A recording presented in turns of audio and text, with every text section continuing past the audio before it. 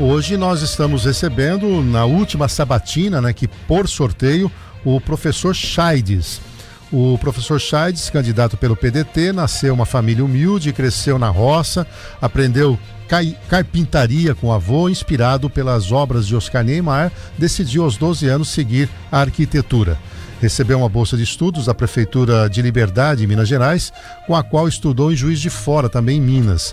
Formou-se em arquitetura e urbanismo pela USP, onde também fez mestrado e doutorado em planejamento urbano e regional.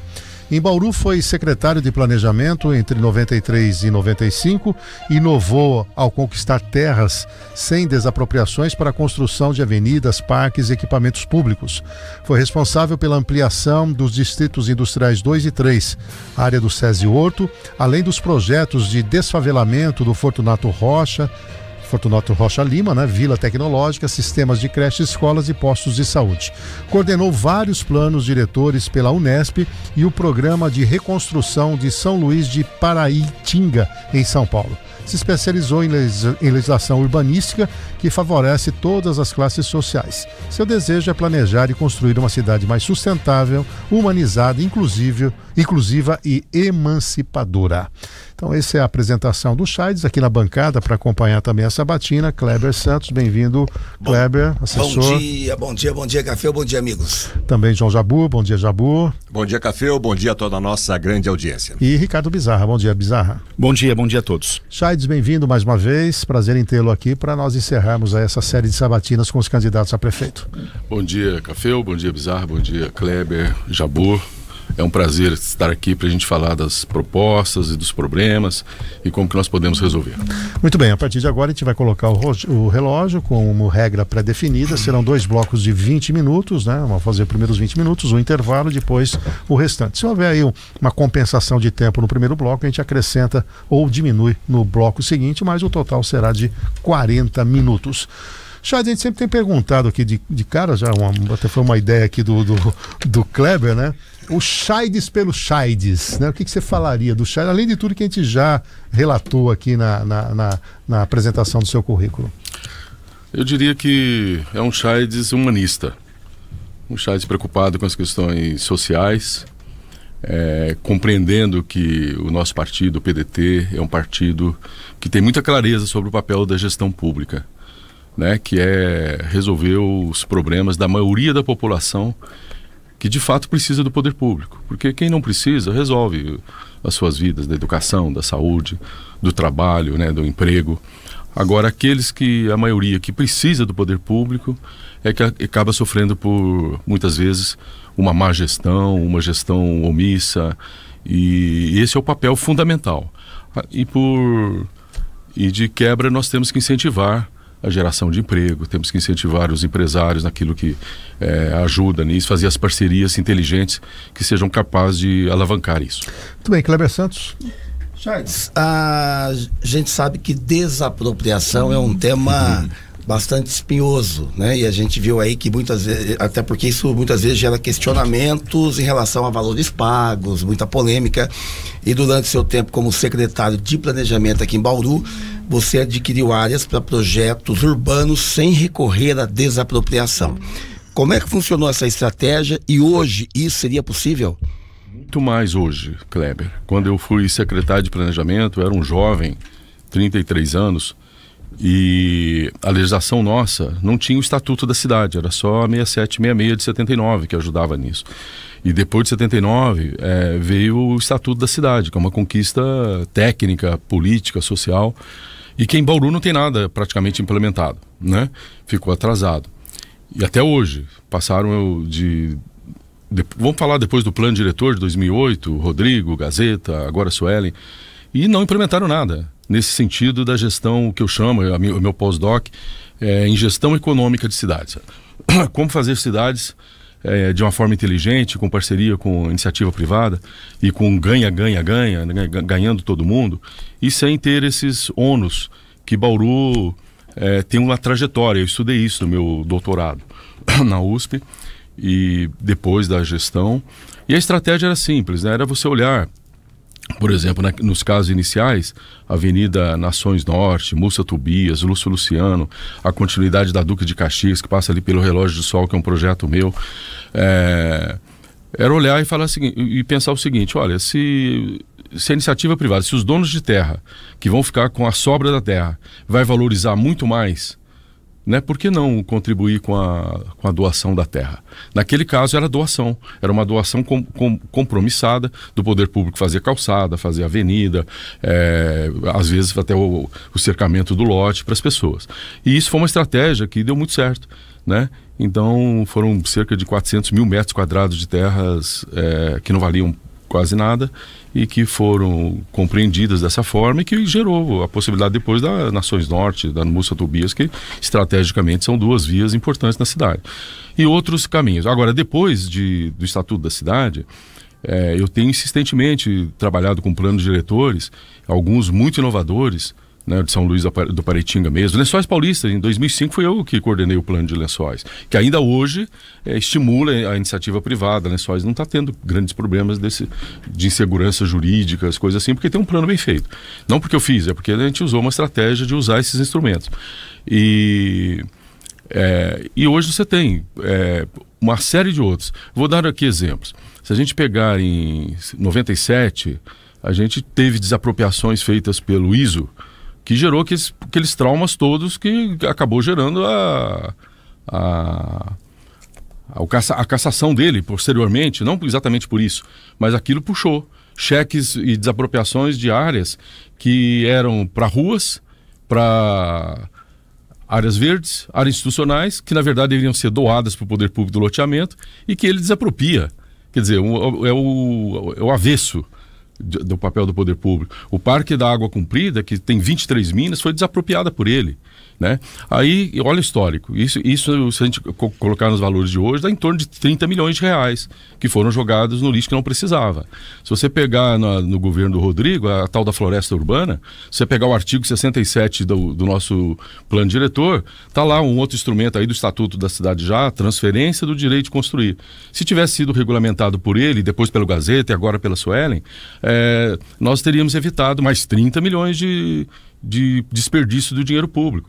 Se tivesse um pouquinho mais de gestão com outros instrumentos, não precisaria ter feito a desapropriações dos 16 prédios de forma milionária com recurso da educação. Poderia ter aplicado isso na estação da Nobre, restaurado, e ainda incentivado a iniciativa privada naquela região do centro a investir de uma forma inteligente para revitalizar o centro. Então nós temos assim cerca de 15 instrumentos de gestão, vamos chamar assim, de conquista de terras não onerosas, porque quando a gente fala de desapropriação, é um instrumento específico da legislação urbanística, né? Então a gente chama tudo de desapropriação, mas na verdade você tem uma série de outras: transferência do direito de construir, você tem consórcio imobiliário, você tem... Aí não vou entrar nesses detalhes técnicos para não cansar vocês. Muito bem. João Jabbour, bom, estamos aqui sabatinando José Chaides, do PDT, né, candidato a prefeito. A pergunta agora do jornalista João Jabbour. Chaides, ainda na linha do urbanismo, que é a sua Sim. especialidade, vem de longe uma discussão sobre a revitalização do centro da cidade, né? Calçadão, Sim. estação ferroviária, a Rodrigues Alves e etc. No último final de semana, no Jornal da Cidade, o Wallace Sampaio, que é uma das lideranças do comércio de Bauru, defendeu a ideia, junto com outros líderes ali do setor, de se levar a habitação para o centro da cidade. Sim. Vão até fazer reunião com as construtoras e incorporadores, etc. E eu gostaria de saber a sua opinião sobre isso, né? E que você incluísse nisso algo que não tem se falado muito nessa campanha, que é aquela extensa, enorme, quilométrica faixa de trilhos ferroviários. Exato. Que corta a cidade ao meio e que é hoje um estorvo, porque aquilo não serve para nada atualmente, né? Então, como é que você vê essa situação? O que é que você pretende fazer? Café, Só quero complementar, porque nós, enquanto Cássio Carvalho era presidente da Associação Comercial, nós encomendamos para a Unesp, à época, um estudo, e também essa questão do assentamento humano apareceu muito fortemente. Então é um projeto. E não está no plano do governo da atual mandatária, e ela fala da transferência da prefeitura lá para a estação ferroviária. Surgiu não sei de onde, mas não está no plano de governo, né? Então, para complementar isso, se seria viável, né? A prefeitura ser sediada lá. Do ponto de vista político, todos esses candidatos foram omissos. Se você pegar os ex-prefeitos e a atual prefeita, já poderia ter feito aí. Por que na última hora da eleição é que vai levantar isso aí? Talvez é porque a gente tenha entrado na campanha e já discutido isso até no primeiro debate que teve. E aí as pessoas saem contratando de última hora plano diretor, de uma forma milionária, que não precisaria fazer, né? Se fosse de uma forma inteligente. Os outros candidatos, mesmo os vereadores, eu quero aqui falar da vereadora Chiara, quero falar do vereador Dr. Raul, do Gazeta, que foi prefeito e tal, o Rodrigo, todas essas pessoas estão comprometidas com isso, porque não fizeram o papel. No Legislativo poderiam ter regulamentado esses instrumentos e ter feito. Eu me lembro que, vocês sabem, vocês conhecem muito melhor até do que eu, a classe empresarial de Bauru. Se nós temos o WAVE, o Estudo de Impacto de Vizinhança, que é um daqueles instrumentos do Estatuto da Cidade, foi porque quando o presidente do Conselho do município, não sei se vocês lembram, junto com, na época, o Roque Ferreira, nós é que fizemos o projeto da legislação. Por que os outros vereadores, por que a Chiara não fez? Por que o Dr. Raul não fez? Por que quem mais aí que foi vereador que está nessa parada, né? E os prefeitos. Então, assim, é muito oportunista de última hora, agora vim apresentando uma coisa como se fosse novidade, e não é novidade. Nós estamos falando desde o plano diretor que já previa tudo isso de 2008. Mas, assim, vindo à questão específica, em todos os lugares do mundo que revitalizou de verdade centros, colocando população. Existe um conceito de urbanismo que é de uma jornalista, a Jane Jacobs, que fala o seguinte: é o olhar do cidadão que cuida melhor do ambiente. Se você tira o cidadão, o morador desse lugar, você cria o abandono, né, e os problemas todos os outros. Então nós temos que levar a gente para o centro, de todas as formas, especialmente moradia, mas isso, logicamente, que hoje a gente defende usos mistos, né? Nós queremos revitalizar aqueles prédios todos. E aí, nós temos uma estratégia para isso, porque existe uma série de instrumentos, de incentivos, né? Por que não baixar o IPTU daquela região? Né? Por que não baixar o ITBI?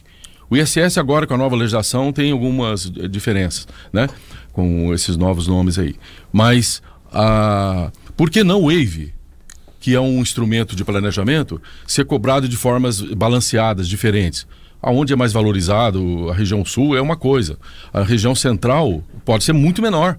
Nós podemos incentivar que a classe empresarial construa naquele lugar sem precisar cobrar, por exemplo, a necessidade de garagem. A gente defende no nosso plano que o morar sem carro no centro. Nós podemos, junto com isso, ter um transporte específico para a região central que favoreça as pessoas a viverem naquele lugar sem precisar usar carro. Né, usar o mesmo transporte coletivo de uma forma diária, né, com transporte talvez até subsidiado para favorecer o centro. E nas regiões mais... Então, assim, tem uma série de instrumentos possíveis. Um instrumento que é poderoso e que não é regulamentado aqui é o consórcio imobiliário. O consórcio imobiliário é tão rico, e eu não entendo como a classe política tradicional não tem enxergado ainda, e por mais que a gente fale.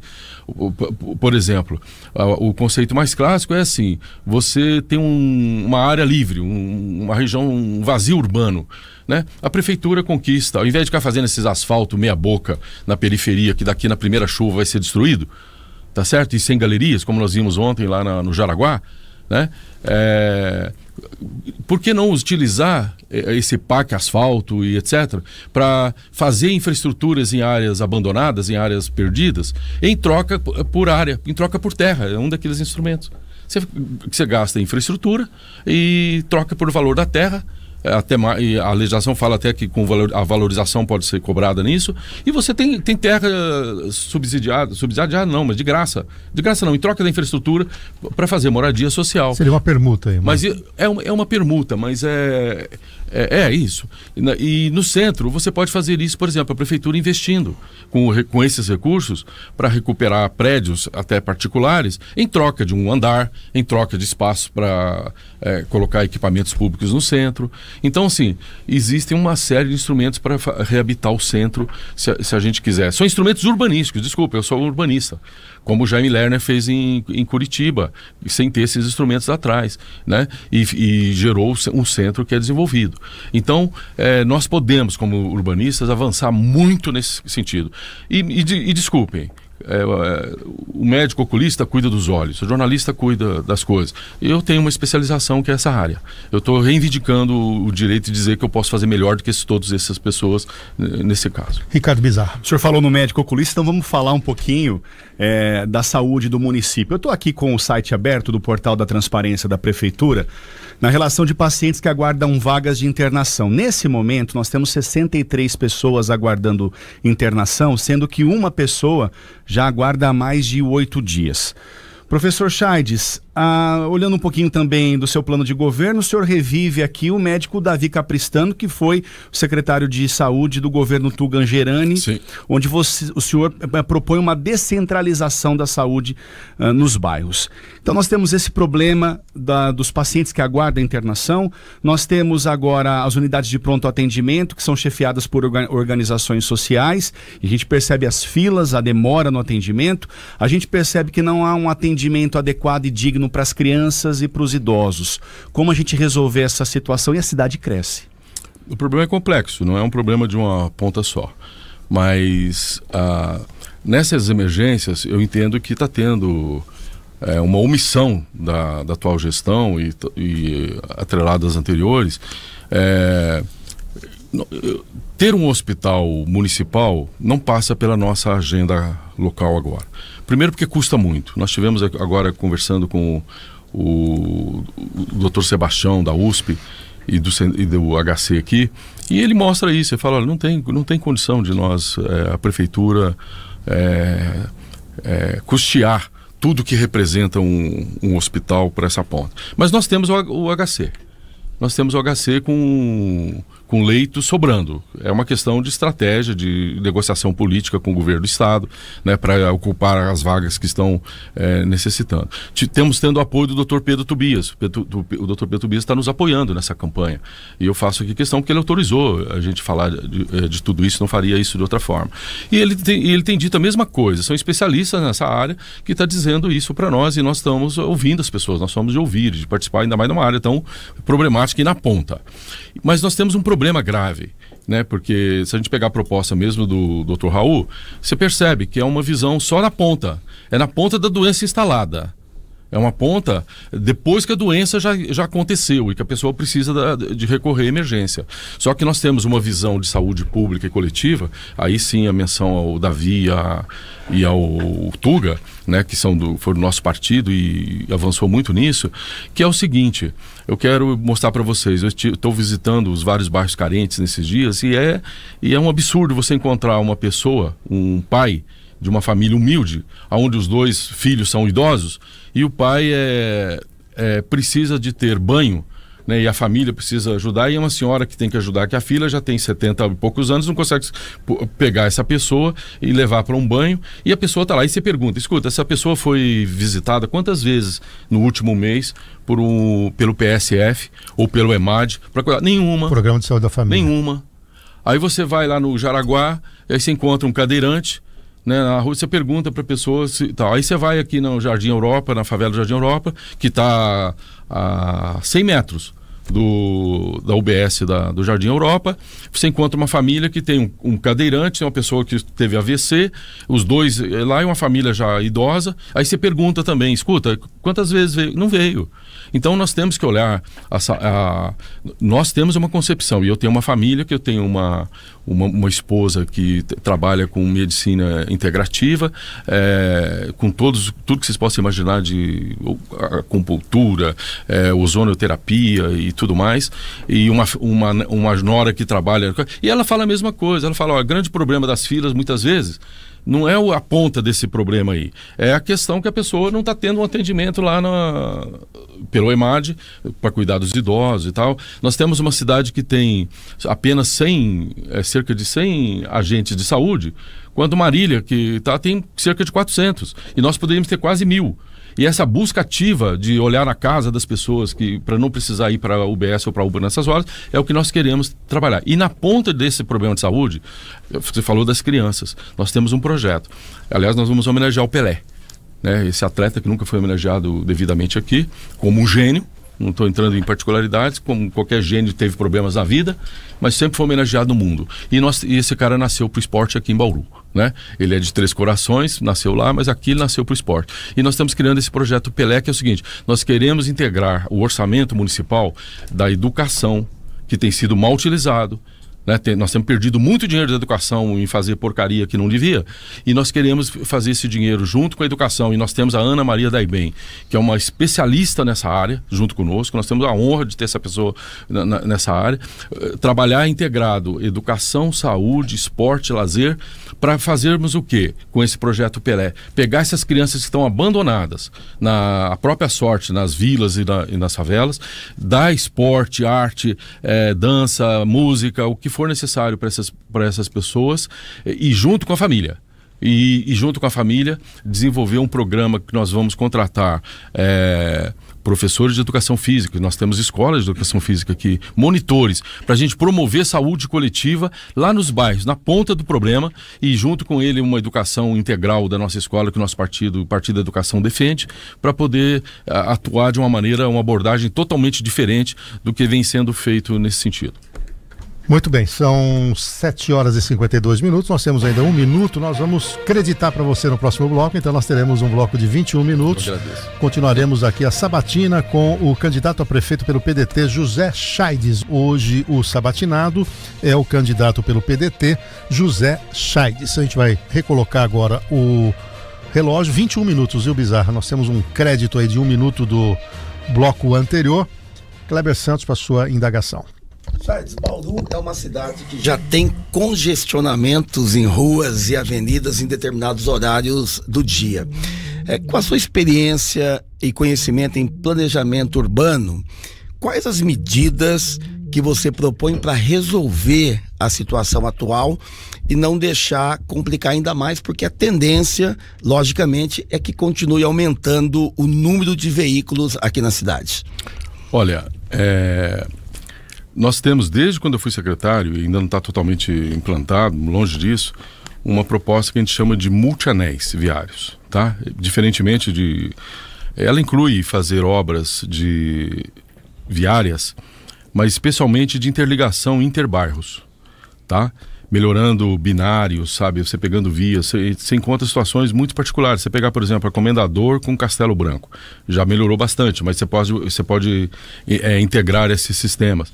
Se você pegar a Nossa Senhora de Fátima, por exemplo, que hoje é uma avenida que sobrecarrega um trânsito pesado na região, na borda da linha, dá para você fazer uma via que já está praticamente pronta, né? Se você pegar ali onde hoje é a Receita Federal, você tem a possibilidade de integrar com os világios, né? De uma forma e dividir esse trânsito que está acontecendo ali. Então são medidas de você articular melhor a cidade e dar rotas alternativas para as pessoas, de uma maneira, vamos dizer assim, fluida e não concentrada nessas grandes avenidas. Jabur?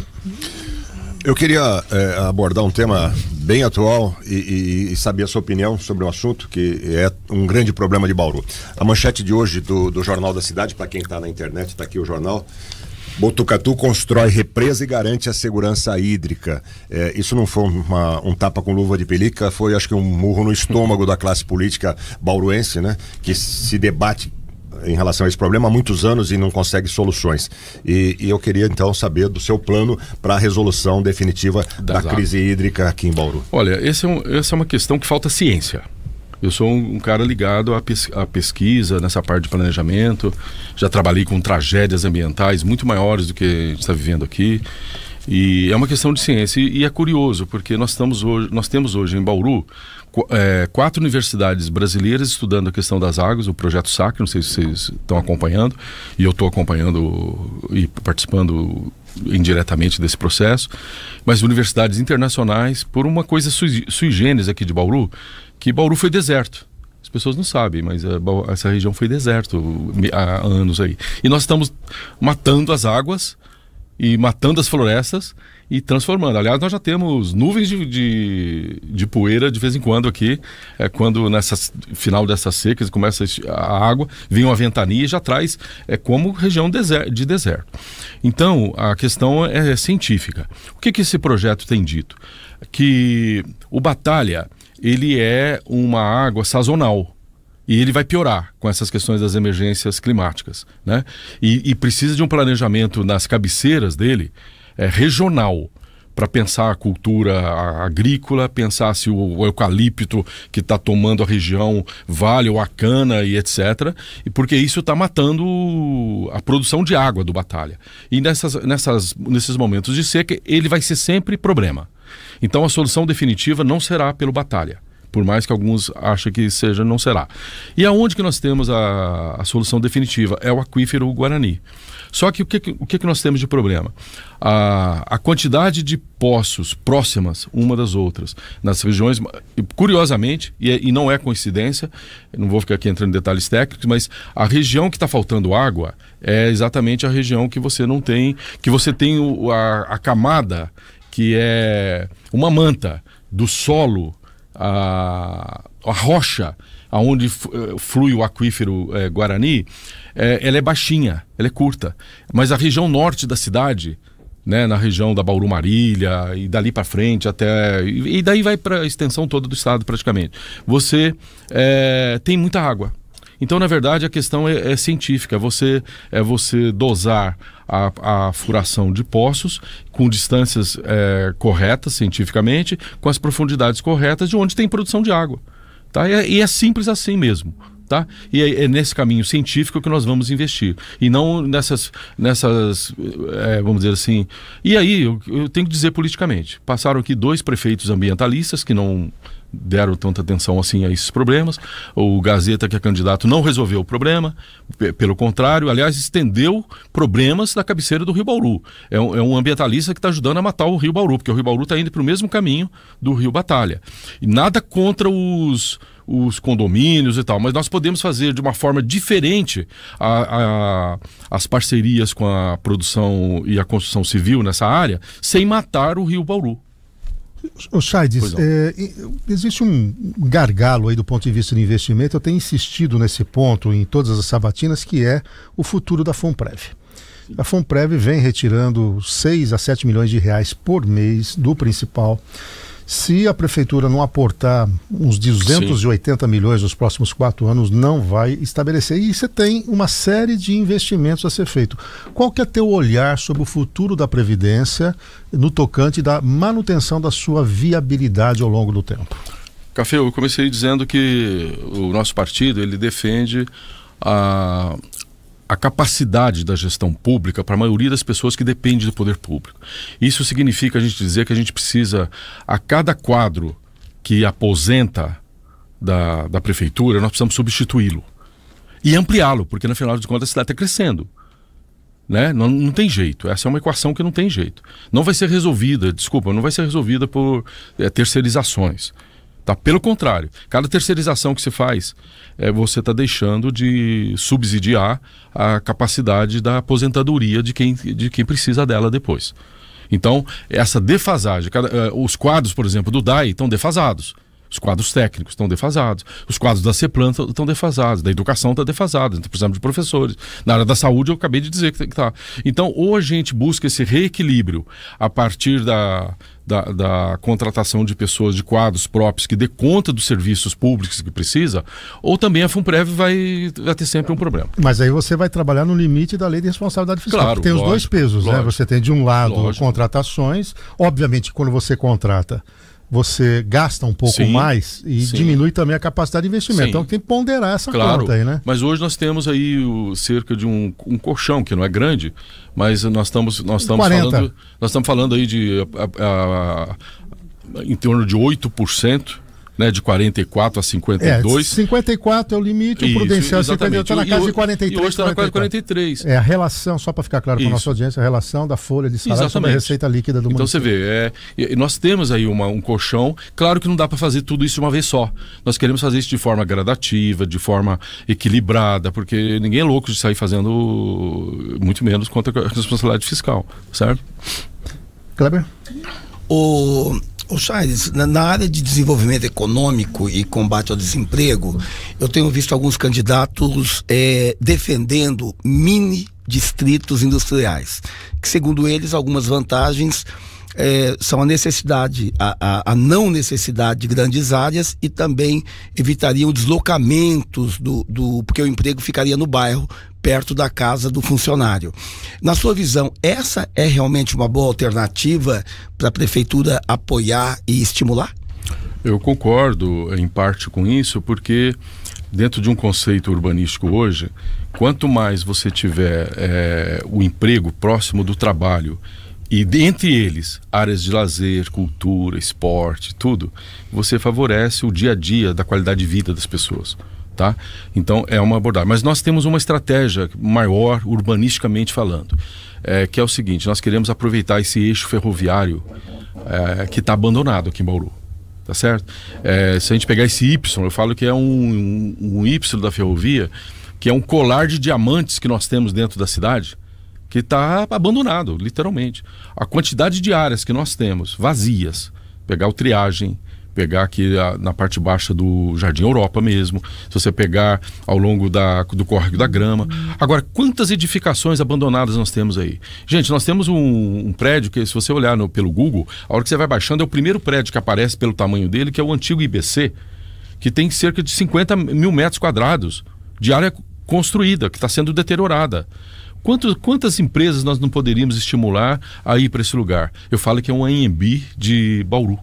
Nós poderíamos ter um grande centro de eventos, de incubadoras de diversos tipos de iniciativas, de economia criativa. Tem um inventário disso? Você tem um inventário. E se você pega a antiga CEAGESP, se você pega os antigos galpões que eram as escolas da rede, se você pega a Rotunda, sabe? E aí com uma coisa inteligente no seguinte sentido: se você concentrar empregos, não só nessa área produtiva, como Boracé fez. Boracé, ao invés de ficar cedendo só lote para empresas, e eu ajudei, eu participei 12 anos da história de Boracéia. Eu que ajudei a levar o Senai para lá, as pessoas não sabem que eu fiz o projeto da escola do Senai para lá, ajudando os prefeitos. O que eles começaram a oferecer? Oferecer o galpão para as empresas.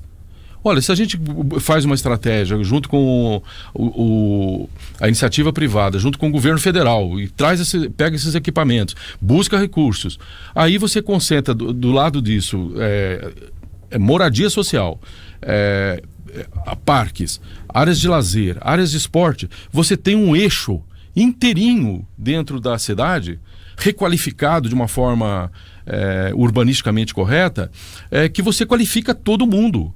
Você qualifica a cidade inteira. Então, por exemplo, esses eixos, pega a própria Nações Unidas, né? É subutilizada. Se você comparar com Curitiba, por exemplo, desde o zoológico até Bauru Marília, é uma avenida com a maior infraestrutura, e talvez a gente tenha que colocar, e vamos ter que colocar a questão da drenagem e resolver, e a gente tem uma estratégia para isso, mas que vai valorizar ainda mais a avenida. Então nós temos que oferecer isso para o mercado, e com contrapartidas, etc. E você pegar na ponta lá da Bauru Marília, tem áreas suficientes que poderiam ser tratadas no plano diretor com essa abordagem. Então, o nosso foco para iniciar esse programa, eu quero citar, pode parecer um absurdo de um urbanista, mas eu gosto desses desafios, e já fiz isso. Bilbao, agora fala de neoindustrialização, né, em vez de reindustrialização, mas neoindustrialização é um termo novo. Mas você pega essa ideia de neoindustrialização no eixo ferroviário, é mais ou menos o que Bilbao fez, e no centro dele o Museu Guggenheim. O nosso Museu Guggenheim é a NOB. E nós temos que trabalhar, nós temos que desenvolver esse eixo. Aí sim você coloca um VLT, aí sim, que pode ser com toda a tecnologia, talvez até por energia solar. E hoje é possível e sustentável, compartilhado com qualquer coisa que se faça com a ferrovia, entende? E aí você tem um eixo, e diga-se, hein, as pessoas não estão dizendo, mas a prefeita atual, a prefeita Sueli, perdeu a oportunidade esse ano passado de ter encaminhado um projeto para criar o VLT dentro de Bauru. E isso dito pelos técnicos, eu não vou falar técnico aqui para não comprometer, porque está tendo uma assédio moral aí que a gente também sabe de muita coisa. Então, assim, o que está acontecendo? Perdeu a oportunidade de encaminhar. Já. Mas se nós não adensarmos também o eixo, Não adianta, nós precisamos criar uma estratégia para isso e a gente tem essa estratégia em parceria. Por exemplo, eu falei do IBC, é uma região que tem área. Se você leva para o mercado imobiliário de moradias sociais ou moradias verticais ou mistas no entorno desses prédios, desses equipamentos, as contrapartidas podem ajudar a requalificar esses prédios e esses eixos. Jabor. Um tema importante também, Chades, você falou na sabatina da Senag que a aprovação daquele projeto que autoriza a concessão de esgoto à iniciativa privada, que por sinal começou com as audiências públicas nessa semana, um fiasco ontem. Chamou de criminosa, a audiência foi fraca, né? E virtual online, também não dá para entender. 1 hora para acertar o som, um absurdo. Exato. Por que não presencial, né? Exatamente. Fica a pergunta no ar aí para alguém responder. Mas você chamou essa iniciativa dessa aprovação de criminosa, então eu queria saber, você vai cancelar isso? Porque me parece que todos os candidatos que não seja a prefeita se propõem a cancelar. Então está em julgamento nessa eleição a estação de tratamento de esgoto ou o tratamento de esgoto privatizado, ou não. E no seu caso, qual seria a solução? Ali tem várias questões que eu chamo assim, que é um assinte contra o bolso do consumidor de água, tá? Em todos os sentidos, e do esgoto. Então eu fui o primeiro candidato que bateu de verdade de frente, porque mesmo naquela discussão da concessão, mesmo os candidatos hoje, a Chiara, Raul, o Gazeta, esses caras sumiram, desapareceram um pouco desse cenário, discutiam por outras razões. Agora, o que a gente pensa tecnicamente? Pô, se nós temos recursos suficientes para resolver o problema da estação, qual que é o problema técnico que está pegando lá que não se fez essa estação de esgoto? Aonde que está a incapacidade técnica dos órgãos que constroem? No debate da Senag eu perguntei lá para todos os técnicos, eu sou um técnico. Falei, escuta, o que aconteceu que eu participei de um governo que nós fizemos 3 escolas em 60 dias. O Camélias, ali no Azulão e lá na Vila Dutra, eu me lembro do desafio que o Tidei colocou para mim e para o Isaías e tal. Falou, olha, nós temos um problema, está faltando escolas. E a gente construiu escolas em 60 dias. Nós fizemos o distrito 3, ampliamos lá. Aí você olha hoje, as pessoas não conseguem terminar uma obrinha como a primeira quadra lá do Calçadão, uma reforma que aliás está mal feito e está pior do que os outros, se você olhar tecnicamente. Então assim, o problema é de gerenciamento e de competência até que entender o que rolou nesse projeto aí que travou esse negócio. E eu acho que não é coisa boa não. E aí eu acho que está comprometido os ambientalistas, eu chamo de máscara verde, o cara que você tira a máscara verde é outra coisa, tá certo? Então assim, e eu estou falando literalmente, estou falando do Rodrigo, estou falando do Gazeta e essa prefeita que está levando para um outro rumo. Ela tem os conceitos dela sobre gestão do Estado e tal, e eu acho que talvez seja por aí. Mas nós não concordamos, né? E tem dinheiro, então nós temos que fazer bem. Agora, tem uma injustiça muito grande embutida aí. Eu quero falar dela, nós estamos falando para as pessoas, que é colocar também a drenagem das Nações enfiada nesse pacote. Por que eu falo que é injustiça? Porque ela é localizada. O problema da drenagem das Nações é localizada naquele eixo, naquele pedaço da cidade. Não tem sentido você cobrar esse custo da pessoa lá da Vila Dutra, lá do Jaraguá, lá da Nova Esperança. E por 30 anos. E por 30, 40 anos. Não, e pior, ele embute o valor no preço da água e ele não termina. E é uma obra terminável, ela deveria ter um custo eventualmente, mas a hora que termina a obra deveria parar de cobrar. Diferente da estação de esgoto que é permanente. Olha a injustiça que está colocada dentro disso.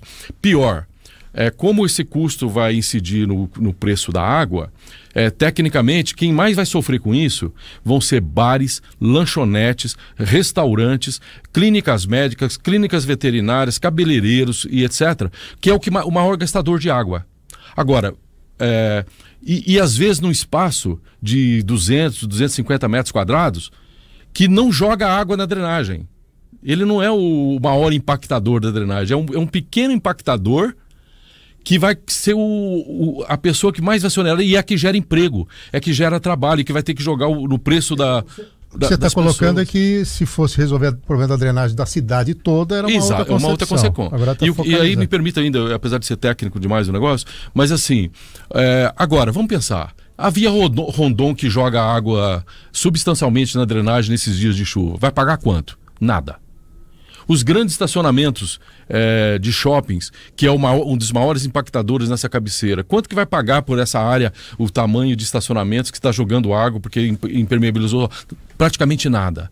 E aí vai. Então tem uma injustiça embutida de economia urbana que a gente tem que discutir. Se fosse proporcional ao tamanho do lote, tudo bem. Mas não pelo consumo da água que vai impactar quem precisa. Em resumo, você revoga, se possível, a ideia, lei, nós temos termina a estação. Terminamos a estação e nós queremos, eu disse isso desde o primeiro momento, nós queremos fazer sim uma modelagem, mas é de requalificar o DAI. De melhorar as condições do DAI para dar conta desse negócio em todos os sentidos. Nós temos 2 minutos em vários temas, mas eu queria que você falasse um pouco dessa ideia do setor de projetos, porque a gente invariavelmente vê dos políticos dizendo, temos dinheiro, mas não temos projeto, e isso é um tabu aqui na cidade. 2 minutos para você responder, Thais. Não, na verdade a gente tem que reequipar essas equipes técnicas, tá? E para resolver projetos, sejam esses mais técnicos, mas também eu quero falar, por exemplo, da moradia social.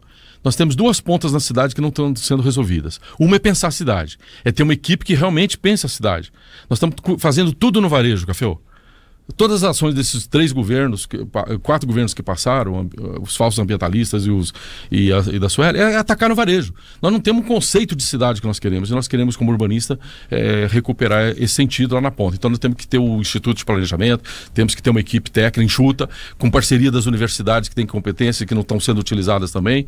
E na outra ponta nós temos que ajudar as pessoas de baixa renda a resolver os seus problemas de regularização fundiária, de moradia social, de infraestrutura, de equipamentos públicos, porque é quem mais está precisando. E eu sei que junto com a Ana Daibem, que é uma competência nessa área da educação, nós queremos resolver essa ponta também da educação integral que o nosso partido defende, com 5 refeições diárias, e que na ponta disso tem um projeto Pelé que ajude essas crianças a saírem e não sofrerem os riscos da marginalidade que está acontecendo em todos os bairros, né?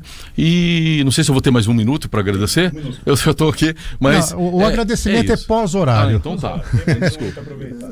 Então aproveita agora esse restinho de programa, né? Alguns minutos, para você falar um pouco da chapa, dos vereadores, também do número. Antigamente 12 era Tuga, agora é Scheides. Agora é Scheides. E uma homenagem ao Tuga, que realmente a cidade deve muito a um conceito de saúde, de distribuição do serviço por todos os bairros, né? A última gestão dele, uma gestão muito responsável, que deixou dinheiro para o prefeito que assumiu, o Rodrigo, que depois também não serviu para muita coisa, mas enfim, então... uma homenagem a ele, especialmente. A Ana, que foi secretária dele de Educação, que tem um projeto político-pedagógico que nós queremos recuperar para a cidade. Tinha um projeto, ela deixou um projeto pronto de restauro da estação da NOB para a Secretaria de Educação, por onde saiu o dinheiro para a compra do prédio, e uma parte para a saúde. Mas nós queremos discutir aquela região pensando o seguinte, conversar com a classe empresarial, com o centro da cidade, qual que é o ideal? Quanto mais pessoas utilizarem aqueles prédios, é o programa ideal que nós queremos discutir. Porque é ele que vai revitalizar a região. Quem for votar no Scheides, digita 12, e nos candidatos do PDT, que começam sempre com 12, né? 12 é Scheides, era Tuga, agora é Scheides, e nosso partido, o PDT, tem uma história linda, uma história ligada à industrialização do Brasil, vocês sabem, desde Getúlio Vargas, né? Se a indústria nacional é o que é hoje, pensado ele que criou essas bases, também para o trabalho, para o emprego, para tudo isso. Nós temos uma história com Darcy Ribeiro, com Brizola, nós temos uma história em Curitiba com o Jaime Lerner, que revolucionou aquele momento lá e que nós queremos recuperar parte disso. O Instituto de Planejamento é baseado no de lá. E aqui o Tugangerame. Então nós temos a melhor história política que a gente poderia conceitualmente para fazer. Eu peço o voto de todos que estão nos ouvindo, ao 12, ao Scheides, e aproveito para pedir o voto de vocês também. Tá certo? Por favor. Tá bom, entrevistamos aqui então José Scheides. Boa sorte nessa arrancada final aí, nessa reta final. Obrigado, Deus abençoe a todo mundo. Muito bem.